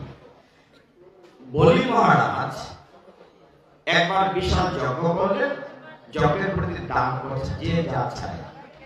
এত প্রতাপশালী বলি মহারাজ, দেবতারা স্বর্গহারা, ভগবানের ঠিক আছে আমি সমাধান দিচ্ছি। ভগবান ছোট্ট একটি বালক হলেন, বামন রূপ ধারণ করেন, অসম্ভব ছোট, কাঁধের মধ্যে একটি বড় ছাতা, হেঁটে যাচ্ছেন বলি মহারাজের কাছে দান নিতে, ছোট ছোট পায়ে। ওইদিকে মনি ঋষিরা আসছে দান নিতে। এবার তুমি কি করে হেঁটে যাবে, ছোট ছোট পা, ছোট ছোট করে দিচ্ছে। কিন্তু দেখা যায় যজ্ঞস্থলীতে বামন রূপী ভগবান তাদের আগে পৌঁছে গেছে, এবং তাকে দেখে এত সুন্দর। বলি মহারাজের একটি মেয়ে ছিল, তার নাম ছিল রত্নমালা। কি বলেছে? রত্নমালা পাশে দাঁড়ানো, বাবা যখন দান করছে, ছেলেটিকে বলছে আমি এত সুন্দর একটি ছেলে, যদি কি আমার সন্তান হতো। ভগবান মনে মনে বলেন তো মনে রাখবে, ভগবানের চাইতে নাই, আর চাইলে কিন্তু হুশে চাইতে হবে। রত্নমালা কি বললো, এই ছেলেটি যদি আমার হতো, ভগবান বলেন তো ভগবান বামনকে দান নিতে চাইলেন। এই বলি মহারাজ মানে অসুরদের গুরুদেবের নাম হচ্ছে শুক্রাচার্য, আর দেবতাদের গুরুদেবের নাম হচ্ছে বৃহস্পতি। মনে রাখার সুবিধা, বৃহস্পতিবার আর শুক্রবার। দেবতাদের গুরুদেব বৃহস্পতি আর অসুরদের গুরুদেব শুক্রাচার্য। বাবা কিন্তু একজন বৈষ্ণবমণি, দিদি আর অদিতি দুই স্ত্রীর সন্তান। তো শুক্রাচার্য বলেন, হে রাজন, তুমি ছোট্ট ছেলেটিকে দান দিও না। মানে সংকল্প করতে গেছে, ও আসলে স্বয়ং ভগবান ছোট বালক ধরে তোমাকে মেরে ফেলবে, নিষেধ করেছে। বলি মহারাজ কিন্তু ভক্তের ঘরের ভক্ত, সে অসুর হতে পারে, কিন্তু প্রহ্লাদ মহারাজের নাতি। সে বলছে না গুরুদেব, আমি দাম দেব বলেছি, দেব কথা ফিরাতে পারি না। যাতে আচরণ করার সময় কমণ্ডলের জল যাতে না পড়ে, শুক্রাচার্য যদি পোকা হয়, যে ক্যান্টিন মতো আছে না কমণ্ডল, ওইটার ফাঁকের মধ্যে ঢুকে গেছে। তখন কাটকা দিয়ে এটা পরিষ্কার করতে গিয়ে শুক্রাচার্যের একটা চোখ কানা হয়ে গেছে। যাই হোক, তিনি দান দিতে রওনা হলেন। কি চাই বলো, ছোট্ট বালকটিকে বলেন বামন রূপে, বলেন হে রাজা, আমার কিচ্ছু লাগবে না, আমার পা 3 বার রাখতে যতটুকু ভূমি লাগে, ত্রিপাদ ভূমি, আমার 3 পা রাখতে যতটুকু ভূমি লাগে কতটুকু দিলেই হবে। বলি মহারাজ হাসিলেন, আমার এত বিশাল রাজ্য, তুমি কোথায় চাইবে অনেক কিছু, মাত্র 3 পা ভূমি, কোথায় তুমি চলবে। বলেন ঠিক আছে। যেই রাজি হলেন ভগবান বামন রূপী, এই সুন্দর চেহারা দেখে রাজার মেয়ের নাম কি ছিল মনে আছে? নাই, তার নামটা কেউ পাঠে আসলে নাই, এখন শুধু বলেছি। কি নাম ছিল? রত্নমালা। ওই পেছনে একজন মনে গেছে, তার নাম একজন শুনে কেন, এখানে বসে বাড়ি কথা চিন্তা করতে হবে না। তো রত্নমালা দেখলো যে ছোট্ট ছেলেটিকে সে চেয়েছে তার সন্তান হলে আদর করতাম, তাকে নিজে স্তন্যপান করাতাম। ভগবান মনে মনে বলেন তথাস্তু। যেই বলেন 3 পা ভূমি দিতে হবে, ওই ছোট বাচ্চাটা আমার বামন রূপী ভগবান বড় হতে হতে হতে হতে এত বড় হলেন, 1 পা দিয়ে রাজ্য মানে স্থলভাগ দখল করলেন, মর্ত, আরেক পা দিয়ে আকাশ দখল করলেন। এখন 3য় পা নাভি মূল থেকে যা প্রকাশিত হয়েছে, 3 নম্বর পা রাখার জায়গায় নেই। তিনি কিন্তু কথা দিয়েছেন 3 পা ভূমি দেবেন, 3 পায়ের সমান। বলে আমার কি কথা বলেছেন, আরেক পা রাখার জায়গা নেই। এত বিশাল রূপ দেখে ভয় পেয়েছে, কিন্তু ভক্ত বিরোচন কি বলেছেন, এই ত্রিপাদের জায়গা আমি দেব, তার উপর আমার একটি কন্ডিশন আছে। জানি আপনার হাতে আমার মৃত্যু হবে, কিন্তু আমাকে যেখানেই পাঠান আমি ঘুরতে ঘুরে যেন আপনাকে দেখতে পাই। ভক্তই ইচ্ছা থাকে। তখন ভগবান কথা দিয়েছিলেন তোমাকে আমি সুন্দর লোকে পাঠিয়ে দেবো, কিন্তু তোমার রাজবাড়ির খাবারে সুন্দর লোকে পাঠিয়ে দেবো, সেখানে দরজার সামনে আমি প্রহরের উপরে থাকবো, তুমি ঘুরতে ঘুরে আমাকে দেখতে পাবো। এই বলে বামন রূপী ভগবান যখন বলেন আরেক পা কোথায় রাখবো, তখন বলি মহারাজ মাথা পেতে দিলেন, যে এই জায়গাটা তো দান করা হয়, এই জায়গাটাতে যে মাথা পেতে দিয়েছে, তখন বামন রূপী ভগবান তৃতীয় মাথা দিয়ে চাপ দিয়ে তাকে সুতোর লোকে ঢুকিয়ে দিলেন, উদ্ধার করলেন। তখন ওই যে মেয়েটি রত্নবালা বলছে, হ্যাঁ আমি এই ছেলেটিকে সন্তান রূপে পেতে চেয়েছি, আমি তাকে স্তন্যদুগ্ধ দেবো কথা বলেছি, যদি কোনো সুযোগ পাই স্তন্যদুগ্ধ দেব, তবে স্তন্যের মধ্যে 20 ভাগে ওকে মেরে ফেলবো। ভগবান বলেন তো বুঝা গেল? সেই রত্নবালা বলে গেছে পুতনা। আমি বিষয় দিতে চেয়েছিলাম না, কিন্তু কথাটা বুঝার জন্য ভগবানের কাছে মনে মনে যদি চান, কিছু চাওয়ার দরকার নাই। ভগবান বলছে নিষ্কার কর্ম মা ফলস্বরূপ আছে, চাইতে গেলে বুঝেছে। তো সেই ভগবান যখন ছোটবেলা প্রথম যে লীলাটি করলেন, সেটি হচ্ছে পুতনা। তারপরে তিনি সকটাসুর বধ করলেন। সকটাসুর মানে গাড়ি, খেলা গাড়ি, এটা একটা অসুর রূপ ধারণ করেছে। তারপরে বাসপত্র রাখা আছে, নন্দমা ওই সকলের নিচে কৃষ্ণকে শুয়ে রেখেছিলেন, যাতে করে রুদ্রের আলো না লাগে। তো ভগবান ছোট্ট পা নাড়াচাড়া করেন, পা দিয়ে লাথি মেরে সকলকে মেরে ফেলেছে। সবাই ভয় পেয়েছে, সর্বনাশ কি হয়েছে? এই ছোট বাচ্চাকে বলছে পা দিয়ে লাথি মেরে ফেলেছে, এটা হতেই পারে না, কিন্তু সর্বনাশের বধ করেছিলেন। তারপরে তিনি তৃণাবর্তাসুর, মানে একটা তৃণবর্ত মানে একটা কুল্লা তুফান।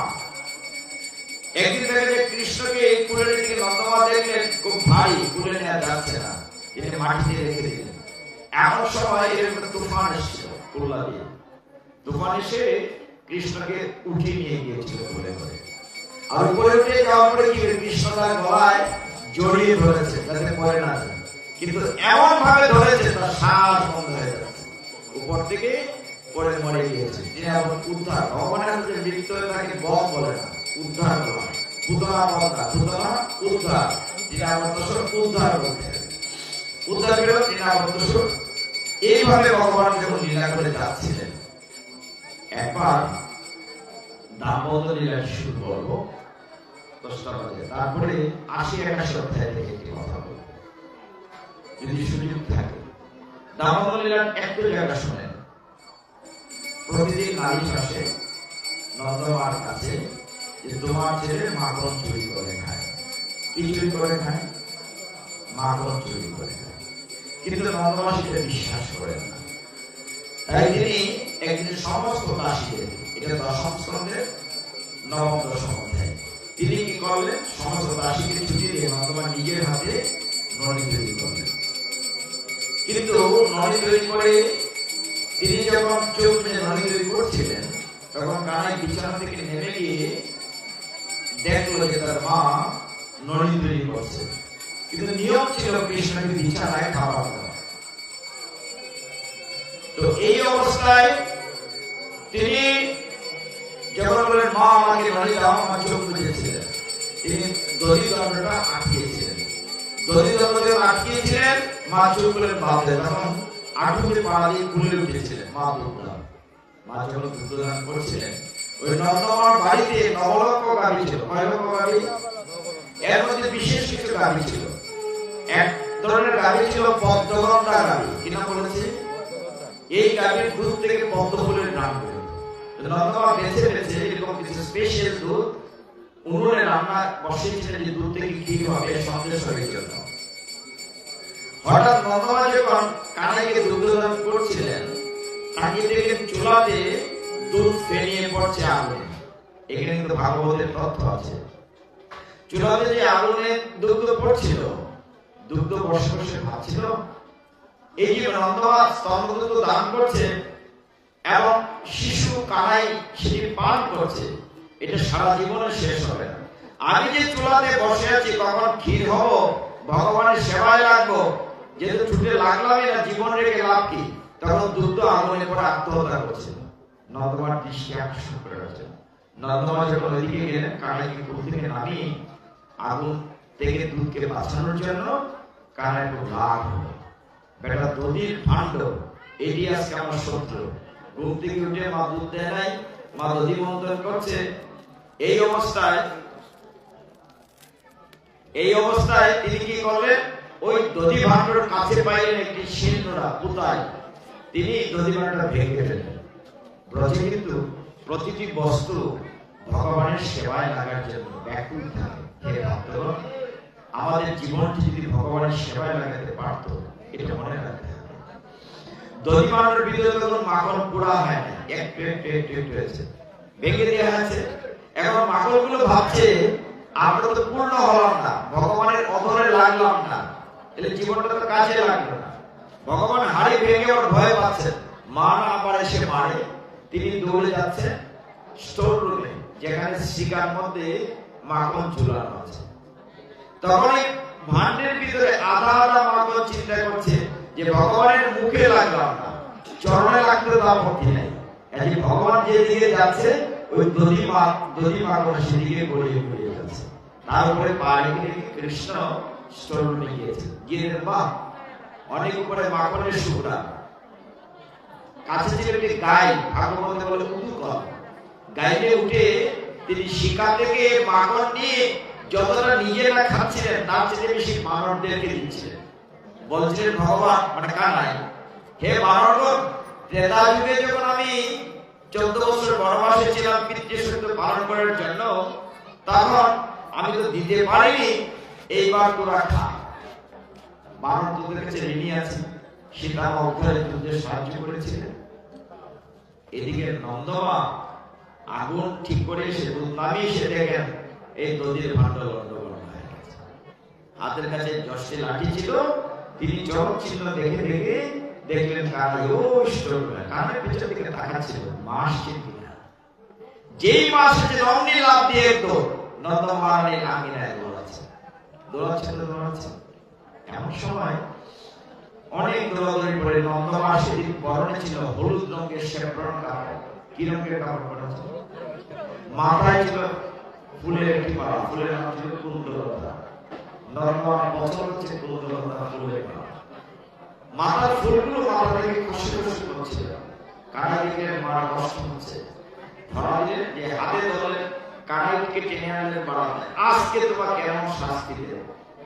বেটা চুল আবার লন্ডভন্ড করেছে, পাতিল রেখেছে, যেই লাঠি দিয়ে কানাই গেছে হ্যাঁ করে কেটে দিয়েছে। শিশুর মতো অভিনয় করেছে, সমস্ত কাজ তাদের লেখতে দিয়েছে। আমরা বলি না নমামি সরম সচ্চিদানন্দ রূপ, ওই যে আমরা দীপদান করে দামোদর মাসে দামোদর অষ্টম, এই লীলা ঠিকানে কানাই এতটা ভয় পেয়েছে। নন্দমা চিন্তা করলেন আমি তোকে মারি, তাহলে পালিয়ে যদি বনে না আসে মায়ের মতো, তিনি চিন্তা করলেন না, ওকে মনে হচ্ছে বেঁধে এই তার শাস্তি। ছোট বড় কমরটি ছোট, ওই গাইডের সাথেই বাঁধতেছে। মাথা একটি বেড়ি খুললেন বাঁধার জন্য, কিন্তু বাঁধতে পারলেন না। 2 আঙ্গুল আরেকটা বেড়ি করে জোড়া লাগালেন, তাও হচ্ছে সকাল হয়েছে। এই দড়িয়ানো আনলেন। ওইদিকে সমস্ত গোপিনীরা ব্রজবাসীরা এসে মায়ের পুতের তামসা দেখছে। নন্দমা বলছে আজ থেকে বেঁধেই ছাড়ো। আর কানাই মনে মনে বলেন, মা তুমি তো জানো না আমি কি, ত্রিভুবনের লোক আমাকে ভাবতে পারে? হ্যাঁ, আমি তো অনন্ত শিব, ভগবান অনন্ত শিব, কি করে পারে? ভগবান ধরা নাম থেকে বলা যায়। সকলে তামাশা দেখছে, ঘেমে যাচ্ছে নন্দমা। নবলঙ্কগামী দড়ি জোড়া দিয়ে বাঁধা যাচ্ছে না, 2 আঙ্গুল থাকতে আছে। শাস্ত্রের 2 আঙ্গুল সম্পর্কে 18টা 20টা তথ্য দিয়েছে। একটি বলেছে ভগবান যখন ভক্তের ভক্তিতে কৃপা করে 1 আঙ্গুল নিচে নামে আসে, আর ভক্ত যখন প্রার্থনা করে 1 আঙ্গুল উপরে উঠে তখন 2 আঙ্গুল মিলন হয়। আবার বলছে যে ভক্ত ভগবানের মিলনের জন্য যে ফাঁকটুকু প্রেমময় ফাঁক, প্রেমে যখন ভগবানকে আমরা ভাববো তখন আর ফাঁক থাকবে না, নিষ্কাম কর্মে। তো ভগবান দেখছেন সকাল হয়ে গেছে, মা ক্লান্ত, বাঁচতে পারছে না। তখন তিনি দড়ি যখন নিজে বললেন, মা এইবার তুমি বাঁধো, তারপর তিনি বাঁধা। এই মাসটির নাম আমরা দামোদর মাস বলি, এটাকে দামোদর ব্রত বলি। দামত দড়ি উদরত পেট, ওই দড়ি দিয়ে পেটে বেঁধেছেন বলে ভগবানের আরেক নাম দামোদর বা দামোদর। যাই হোক, এইবার মূল কাহিনীতে আসি একটা অধ্যায় থেকে আমরা সুদামা বিগ্রহের কথা বলব।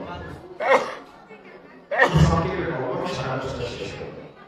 আমার যে টাইম বেঁধে দেওয়া আছে, আমাদের এই সুদামা বিগ্রহের কাহিনীটা বলতে 2 ঘন্টা লাগবে, আমি 20 মিনিটে শেষ করব। ভগবান লীলা করার জন্য নরলীলা করছেন না, সবাইকে শিক্ষা দেওয়ার জন্য তিনি তার বন্ধু সুদামা বলরামকে নিয়ে শান্তিপুরের মুনির আশ্রমে পড়ালেখা করেছেন। কোন মুনির আশ্রমে? শান্তিপুরের শান্তিপুরের মুনির আশ্রমে। যখন পড়াশোনা করে চলে এসে সুদামা দরিদ্র নাম, কিন্তু প্রচন্ড গরিব, কিন্তু ভগবানের খুব ভক্ত। আর কৃষ্ণ আছে তখন দ্বারকার রাজা, মহারাজ, দ্বারকার রাজা রামেশ্বর। একদিন ভোরবেলা যখন করুণ সুরে বাঁশি বাজছিলেন, কৃষ্ণ বাঁশি বাজাচ্ছে ভোরবেলা ললিত সুরে, ওই যে নাম হয় ভোরবেলা ললিত সুর বাজছে। রুক্মিণী দেবী ঘুম ভেঙে গেল, তুমি এরকম করুণ সুরে বাঁশি বাজাচ্ছ?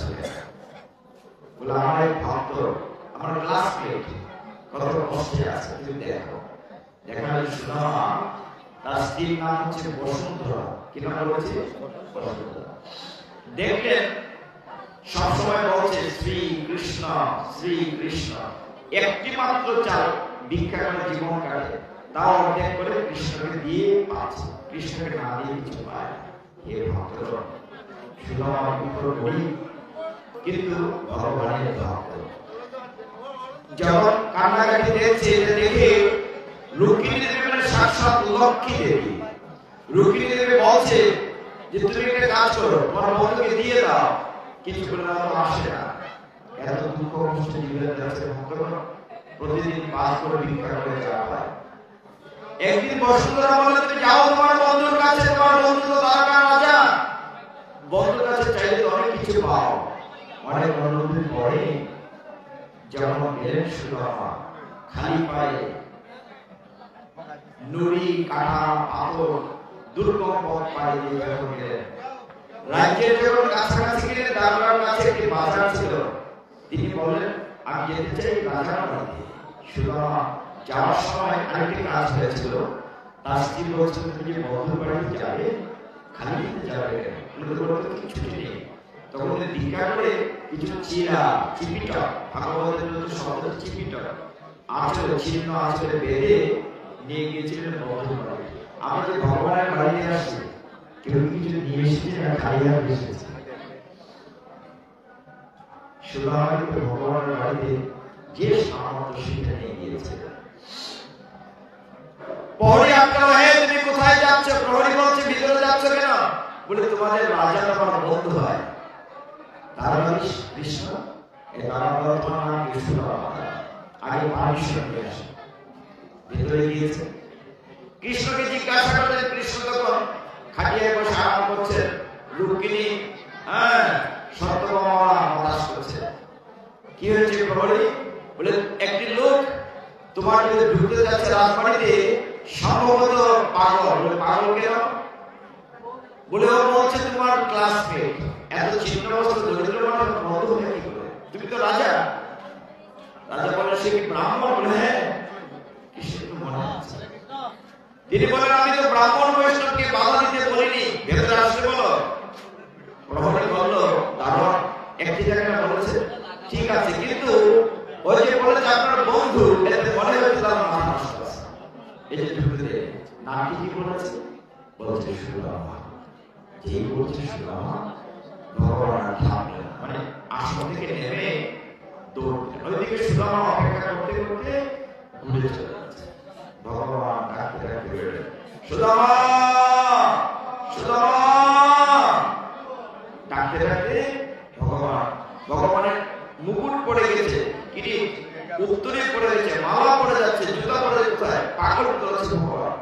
ভগবান ধরে গিয়ে সুদামাকে জড়িয়ে ধরে বলেন, সুদামা হে বন্ধু।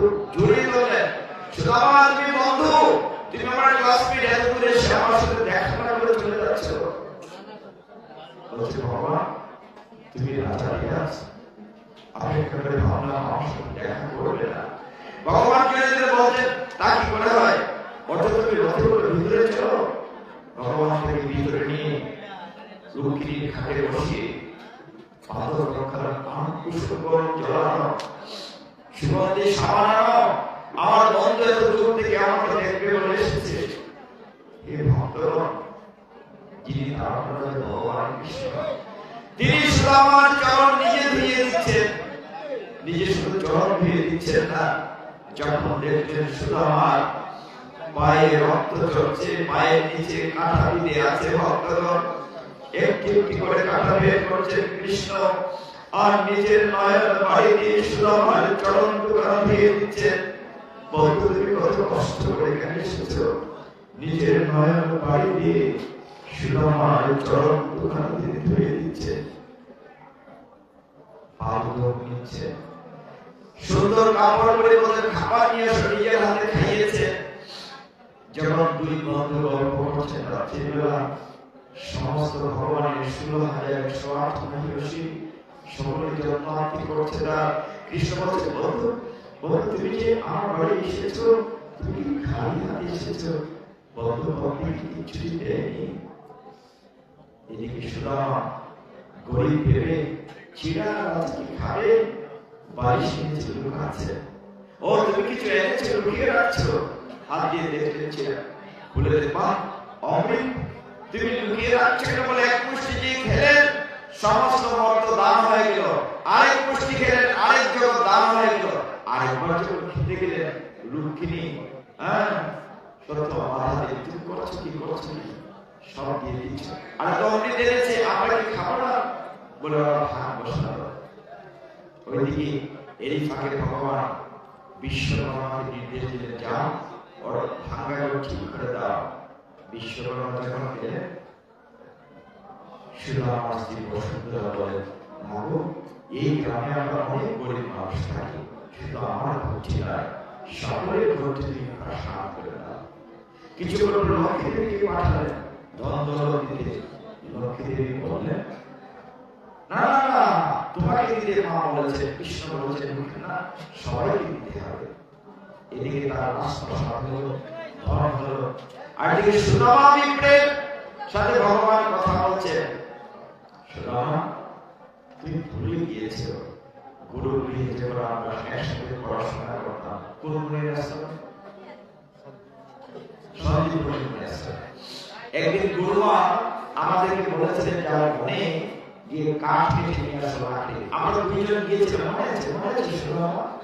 আমরা যখন রাত্রিবেলা সন্ধ্যা হয়ে গেছে, ওটা ঝড় তুফান, আর গুরুমা যাওয়ার সময় আমাদের জন্য খাবার খোদা রাখতে পারে কিছু ছানা গুড় তোমার সাথে দিয়েছিলেন। তুমি গাছের উপরে, আমি একটা নিচে। এত বৃষ্টি হয়েছে রাস্তাঘাট ডুবে গিয়েছিল। সুদামা মনে আছে? তুমি খুব খেতে পারতে, দুই বন্ধুর কথা আছে। তুমি যখন একটা একটা ছানা গুড় খাচ্ছিলে, আমি জিজ্ঞাসা করেছিলাম, কিরে সুদামা তুমি খাবে? আমার জন্য দেবে না? তুমি কি খেয়ে না? আমি খাচ্ছি না তো, বৃষ্টিতে ঠান্ডা এখন রাতে কথা হচ্ছে খাচ্ছি। শুধুমাত্র ভুলে গেছে সেই কথা। দুই বন্ধু গল্প করতে করতে সকাল হয়ে গেছে, কিছু কিছু চায়নি। বসুন্ধরা তাকে পাঠিয়েছিল কিছু চাওয়ার জন্য, কিন্তু চায়নি, যেতে পারেনি। সুদামা পরদিন সকালে ফেরত চলে যাচ্ছে। শ্রী কৃষ্ণ শ্রী কৃষ্ণ মনে মনে ভাবছে, আমি কিছু চাই না, চাওয়ার কি দরকার, পেয়েছি তো অনেক কিছু। অনাদিরাদি গোবিন্দ পরমেশ্বর ভগবান, তিনি আমাকে আলিঙ্গন করেছেন, তার সাথে বড় কি হতে পারে? ভগবান আমার পরমেশ্বর করেছে, তার সাথে বড় কি হতে পারে? আমার কিছু চাওয়ার দরকার নেই। শুধু আমাদের বাড়ি থেকে যাচ্ছে আর বলছে কি শ্রী কৃষ্ণ শ্রী কৃষ্ণ বলতে বলতে বাড়িতে গিয়ে বাড়ি চিনতে পারছে না। রাজপ্রাসাদ হয়ে গেছে, সামনে সরোবর যেখানে হংস খেলা করছে। হঠাৎ দেখি ঘর থেকে বসুন্ধরা বেরিয়েছে। যে বসুন্ধরা ছিন্ন বস্ত্র, সে রাজরানীর মতো, সাক্ষাৎ লক্ষ্মী দেবীর মতো। এরকম রূপ দেখে, ও তুমি এসেছো, দেখো ভগবান কত কিছু দিয়েছে, চেয়েছিলে নিশ্চয়, কিছু কিছু বলছে না সুদামা, শুধু বলছে শ্রীকৃষ্ণ শ্রীকৃষ্ণ। ভক্তগণ ভিতরে গিয়ে দেখে অবাক হয়েছে, মানে সে বস্তির তাদের ফার্নিচার আসবাবপত্র, তার ছেলেদের রাজকীয় পোশাক, কিন্তু সুদামা বলছে আমার ঠাকুর করতে ঠিক আছে, যেখানে নিত্য ভগবানের সেবা গিয়ে দেখে ওই জায়গায় ঠিক আছে। সুদামা বলছে শ্রীকৃষ্ণ শ্রীকৃষ্ণ। এইভাবে যদি আমরা ভগবানকে ভালোবাসি, ভগবানের কাছে না চাইলে ভগবান। এইবার শেষ 10 মিনিট আমরা পানির পরিচয় করবো, তাহলে শেষ হয়ে যাবে। এই যে ভক্তগণ শীতের রাত্রিতে মাঘ মাসে প্রচন্ড মাঘে শীতে মাঘ পড়ায়, শীতের রাত্রিতে বাস করে বসেছে। আমরা কত ভাগ্যবান ভাগ্যবতী, সবাই কিন্তু গীতা ভাগ্য পাঠে আসতে পারে না, ইচ্ছে করতে পারে না। দেখবেন ঘর থেকে বের হয়েছে তো টেলিফোনে এসছে, আত্মীয় এসছে, অতিথি এসছে, কিংবা কারো বিপদ চলে গেছে, সবাই শুনতে পারবে না। যদি দুর্লভ মনুষ্যতা কাজে লাগাতে পারে, শেষে কিন্তু ভগবানকে পার হতে হবে, ঠিক না বাবা? সেই ভগবানের জন্য গরিব করেছে করেছে। এক নিজেকে প্রশ্ন করে একবার যে তার যুগের কাহিনী বলে শেষ করবে এই 7-8 মিনিটে 10 মিনিটে। ভগবান রামচন্দ্র পিতৃ সত্য পালনের জন্য বনবাসে যাচ্ছে। কত বছরের জন্য? 14 বছর। ভগবান রামচন্দ্রের সাথে সীতামা এবং ভ্রাতা লক্ষ্মণকে নিয়ে সীতাকে নিয়ে যাচ্ছে। যেতে যেতে প্রথম যেদিন রাত্রি হলো, সরজ নদীর তীরে হে ভক্তগণ যারাই আছে একটু মন দিয়ে শোনে, প্রতিদিন তো বিরক্ত করবো না। সরজ নদীর তীরে গেলে ওই জায়গাটিতে গুহ চন্দ্র নামে একজন জঙ্গলি সর্দার ছিলেন। তিনি ভগবান রামচন্দ্রের ভক্ত, বন্ধু। থাকতে দিলেন সীতামাকে পাতা দিয়ে বিছানা করে দিলেন, আর একটা আসর হলো।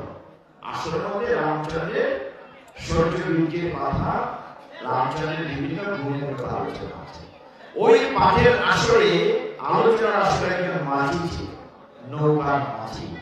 মাঝির নাম হচ্ছে কিবট মাঝি। কি নাম বলছি? কিবট মাঝি। রামচন্দ্র প্রায় রাত হয়েছে, রামচন্দ্র শুনে গিয়েছে। ওই কিবট মাঝি ওই এলাকার যে রাজা গুহক চন্দ্র, সেখানে বলছে হে রাজা, আগামীকাল ভগবান রামচন্দ্র নদী পার হবে, ওই নদীতে অনেক নৌকা আছে। হে রাজা, আমার বড় ইচ্ছে আমি ভগবান রামচন্দ্রকে আমার নৌকায় করে পার করবো। রাজা, আমার একটি প্রার্থনা আছে, আগামীকাল ওই নদীতে আর কোন নৌকা লাগবে না, একটি করে ভগবান আমার তৈরি করবে। গুহক বলছে হে কিবট, এক রাত্রি ভগবানকে ভালোবেসে ফেললি? না, আমার নৌকাটা থাকবে, আর কোন নৌকা থাকবে না। ঠিক আছে। সকাল হলো, ভক্তগণ ভগবান রামচন্দ্র নদীর তীরে গেলেন সীতামা লক্ষ্মণকে নিয়ে। দেখলেন সারা নদীতে একটা নৌকা, তাও মধ্য নদীতে, আর মাঝি পেছন ফিরে বসে আছে। ভগবান ডাকলেন হে কিবট, কিবট নৌকাটা তীরে ভিড়াও। কিবট ডাকছে ভগবান, কিন্তু কিবট নড়ছে না, মধ্য নদীতে বসে আছে। লক্ষ্মণ খুব রাগ হলো, কি রে বেটা, ভগবান তোর নাম ধরে ডাকছে, তুই জবাব দিচ্ছিস নৌকা তীরে ভিড়াচ্ছিস না। দূর থেকে চিৎকার করে কিবট বলছে হে প্রভু, আমার কি সৌভাগ্য, ভগবান আমার নাম ধরে ডাকছেন। নৌকাটা তীরে আনলে তো ভগবান ডাকবেন না, ভগবান আমার নাম ধরে ডাকছে, কি সৌভাগ্য। আরেকবার শুনি না ভগবানের মুখে। নিয়ে আয় তাড়াতাড়ি নৌকাটা। নৌকাটা যখন তীরে আনা হলো, ভক্তগণ নদীর তীরে কিবট মাঝি বলল না, প্রভু কেন নৌকায়? শুনেছি আপনার পায়ের ধুলো আর রেণু যেখানে পড়ে এটি পাথর হয়ে যায়। হে ভগবান রামচন্দ্র, কৃষ্ণ ভক্তকে কত চতুর। বলছে ভগবান, এই নৌকা চড়াতে দ্বারা আমি আপনার চরণ কেন দিয়ে দিই। ভক্তগণের সুযোগ নিয়ে কি বলে মাঝি সরজ নদীর জল দিয়ে নয় ভক্তগণ নিজের নয়ন বাড়ি দিয়ে ভগবানের চরণ ধুয়ে দিয়েছে। ভগবান এই সুযোগ তো জীবন দুইবার পাবো না। যখন চরণ দিয়েছে সীতা আমার চরণ দিয়েছে নৌকায় রূপে ভগবান উঠতে পারছেন না। বলছে ভগবান তুমি আমার মাথায় হাত কেন ভর দিয়ে উঠো। ভগবানের হাত কেন তার মাথার উপরে চতুর্ভাবে ভগবানের হস্ত স্পর্শে শুদ্ধ শান্তি ভক্তিমতায় ভক্তি আকুলতায় যখন ভগবানকে নৌকা ফিটিয়েছে নৌকা ছেড়েছে ভক্তগণ কিন্তু নৌকার ওই পারে যাচ্ছে না, নদীর মধ্যেই ঘুরছে কেবল। লক্ষণ বলছে কি বেটা এইটুকু নদী পার হতে এত সময় লাগে? কি বলছে প্রভু ওই পারে গেলেই তো ভগবান নেমে যাবে। যতক্ষণ পারি ভগবান কিন্তু দেখি, ভগবানের শ্রীমুখখানা দেখি, ভগবানের চরণ দুখানা দেখি। ভগবান যখন ওই পারে চলে গেলে তো নেমে যাবে। ভালোবাসি আমরা ভগবানকে। ওই পারে যখন ভগবান নদী থেকে নৌকা থেকে নামলেন ভগবান রামচন্দ্র বললেন কি বল তোকে তো পায়ের উপরে দেওয়ার মতো কিছু নেই, তুই আমার ঠিকানা রাখ পায়ের পরিসরে। কি মাঝি বলল না গো প্রভু আমি তোমার কাছ থেকে করে নিতে পারবো না। কেন রে নিতে পারবি না কেন? বলে প্রভু তুমি আমি তো এক জাত। বলে এক জাত কি করে হয়? বলে তুমিও মাঝি আমিও মাঝি, আমি ছোট্ট নদীর মাঝি আর তুমি বড় নদীর মাঝি। আমি তোমার কাছ থেকে করে নিতে পারবো না। এক জাত হচ্ছে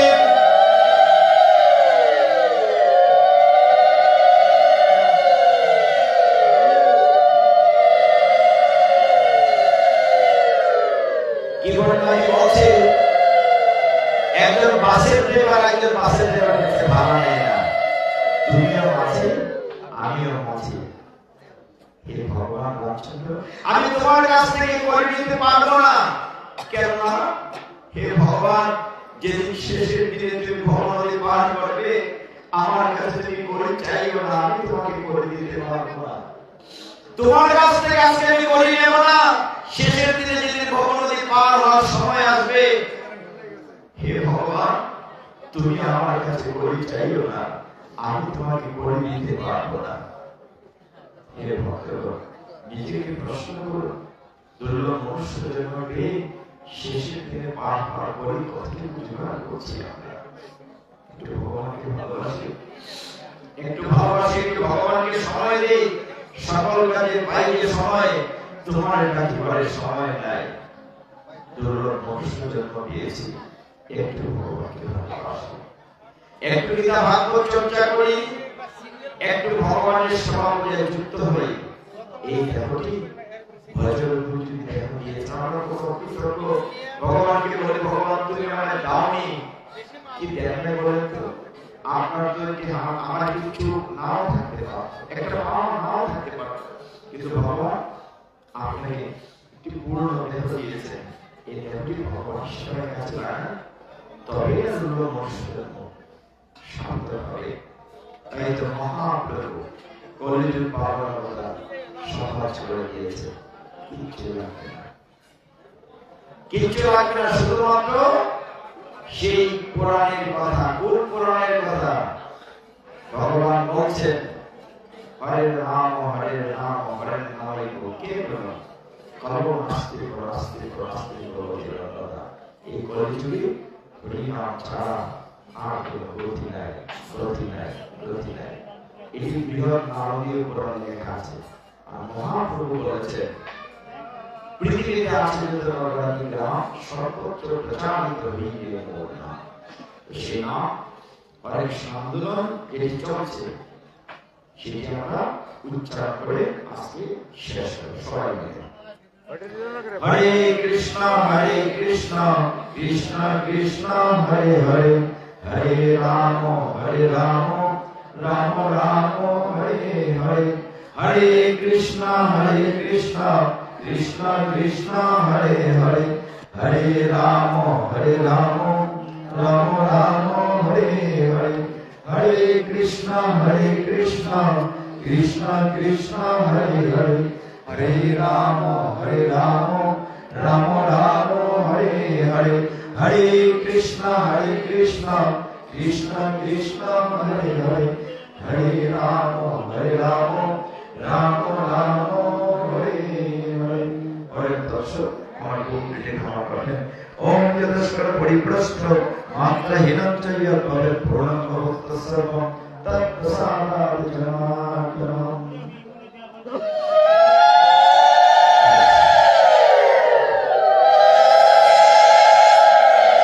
একটু কীর্তন করে একাদশী প্রসাদ আজকে একাদশী ব্রত ভৈমী একাদশী, শাস্ত্রে জয়া একাদশী বলা হয়। ভৈমী একাদশী বা জয়া একাদশী যারা একাদশী ব্রত পালন করে। Subscribe to our YouTube channel.